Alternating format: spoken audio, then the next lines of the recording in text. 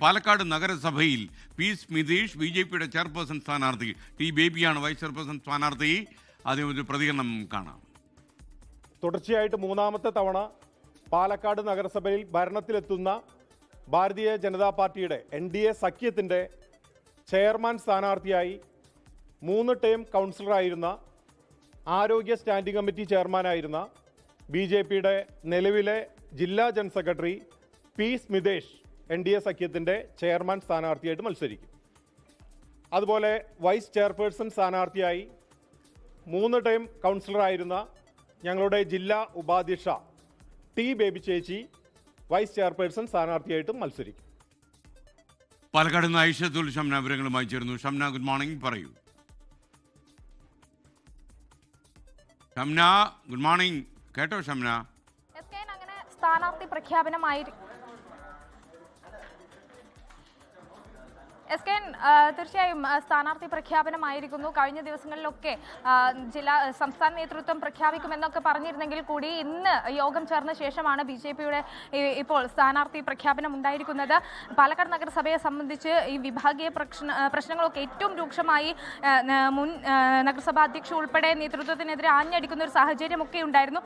ഈ ഘട്ടത്തിനൊക്കെ ശേഷം ഇപ്പോൾ പ്രഖ്യാപനം വരുമ്പോൾ, ചെയർമാൻ ആര് എന്ന ഒരു കാര്യം വരുമ്പോൾ, അത് ഗ്രൂപ്പ് സമവാക്യങ്ങളെ ഒക്കെ പൊളിച്ചെഴുതുന്ന തരത്തിലുള്ള ഒരു സ്ഥാനാർത്ഥി പ്രഖ്യാപനം എന്ന് തന്നെ പറയേണ്ടിയിരിക്കുന്നു. കാരണം നേരത്തെയൊക്കെ കൃഷ്ണകുമാർ പക്ഷം, വിരുദ്ധ പക്ഷം, അങ്ങനെ 2 ചേരിയായി തന്നെയായിരുന്നു പാലക്കാട് നഗരസഭയിൽ അല്ലെങ്കിൽ പാലക്കാട് ജില്ലയിൽ BJP നേതൃത്വം ഉണ്ടായിരുന്നത്.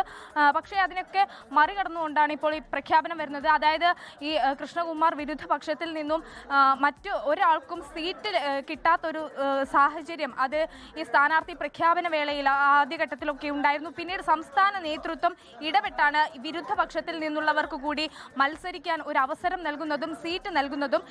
ഇതേ തുടർന്ന് 2 പേർക്ക് മാത്രമാണ് ഈ വിരുദ്ധ പക്ഷത്തിൽ നിന്നും അവസരം ലഭിച്ചിരുന്നത്. അത് സംസ്ഥാന ട്രഷറർ കൂടിയായ ഈ കൃഷ്ണദാസനും സ്മിതേഷിനുമായിരുന്നു. അങ്ങനെ ഈ ഫലപ്രഖ്യാപനമൊക്കെ വന്ന ഘട്ടത്തിൽ കൃഷ്ണദാസിന്റെ പേരായിരുന്നു ഏറ്റവും ഉയർന്നു കേട്ടിരുന്നത്. പക്ഷെ പിന്നീട് അദ്ദേഹം തന്നെ സ്വയം പിന്മാറി എന്നാണ് മനസ്സിലാക്കുന്നത്. അതിനുശേഷമാണ് ഇപ്പോൾ സ്മിതേഷിന്റെ പേര് ഈ നേതൃത്വം പ്രഖ്യാപിച്ചത്. മുൻ കൗൺസിലറാണ്, നിലവിലെ ജില്ലാ ജനറൽ സെക്രട്ടറിയാണ്. അങ്ങനെ പാർട്ടിയുടെ സജീവ പ്രവർത്തകനായി പ്രവർത്തിച്ചിരുന്ന ഒരാളാണ്. ചേട്ടാ, എങ്ങനെയുണ്ട്? പ്രഖ്യാപനം വന്നിരിക്കുകയാണ്. നേരത്തെയൊക്കെ പല പേരുകളും വന്നിരുന്നെങ്കിൽ കൂടി ഇപ്പോൾ ഇല്ല, അത്തരത്തിൽ പാർട്ടിയിൽ മറ്റൊരു പേരുകളുമില്ല. പാർട്ടി കൃത്യമായിട്ട് താഴ്ത്തട്ടിൽ ഇത് ചർച്ച ചെയ്ത് പാർട്ടി ഭാരം കൂടി ആലോചിച്ചു.